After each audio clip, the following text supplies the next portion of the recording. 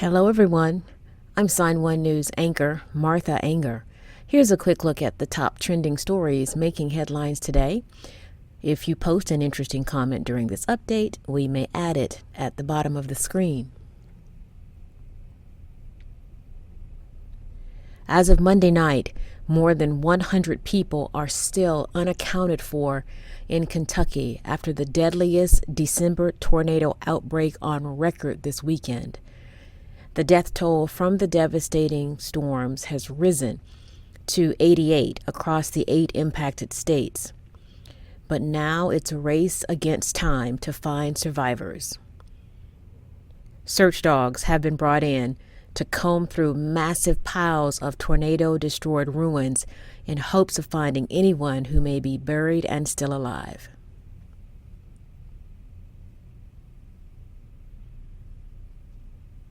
The committee investigating the January 6th siege on the Capitol has revealed shocking new details, including messages from terrified GOP members to former President Trump's chief of staff, Mark Meadows, crying out for help.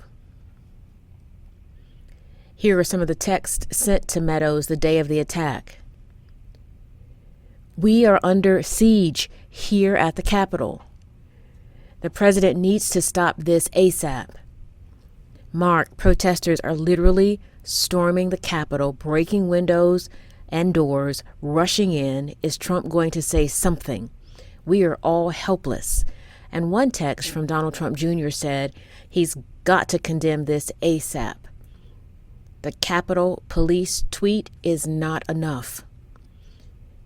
Meadows responded, "I am pushing it hard. I agree." Now the committee is deciding whether Meadows should be held in contempt of court before sending the case to the Justice Department. A judge approved a $386 million settlement for the victims of Larry Nassar, the former Olympic doctor convicted of sexually abusing girls for decades. This is the second 9-figure settlement for victims of Nassar's abuse. In 2018, Michigan State University agreed to pay $500 million to settle lawsuits brought by over 300 of Nassar's victims. Nassar is currently serving a 60-year sentence in federal prison and also 175 years in state prison. And he could have been sentenced to more prison time. But in a plea deal, he admitted to using his trusted medical position to assault and molest girls under the pretense of medical treatment for about 2 decades.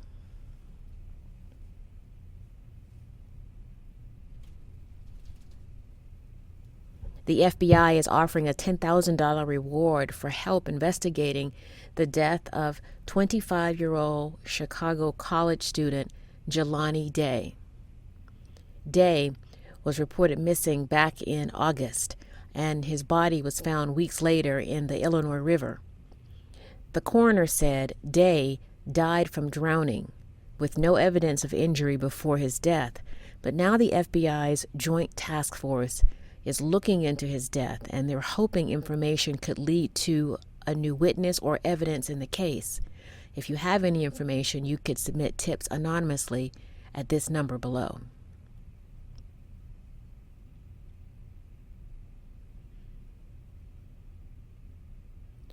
The Biden administration is warning that hundreds of millions of devices worldwide, phones, computers, laptops, could be exposed to a newly revealed software vulnerability that cybersecurity experts called one of the most serious flaws they have ever seen. Experts suspect Chinese hackers have had more than a week's head start on exploiting the software, which means the pressure is on for tech companies to clean up the flaw and for big businesses to figure out if they were affected. And the vulnerability is so widespread, popular apps and websites that billions of people use could feel the fallout if those services get hacked.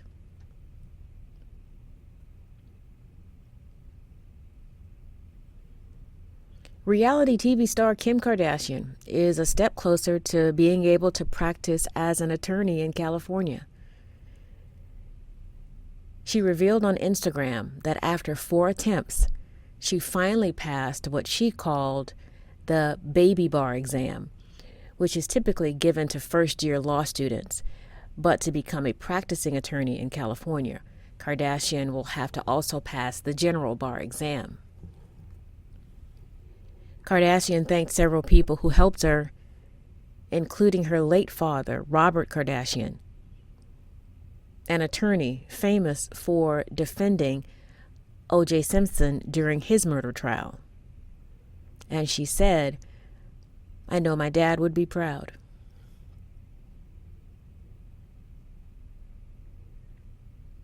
And finally, a family in New York just landed in the Guinness Book of World Records for the most Christmas lights.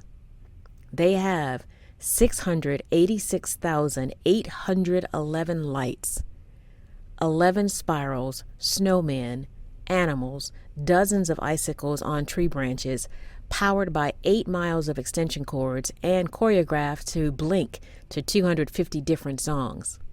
It takes 8 weeks for the family to create the dazzling light display, but it's worth it.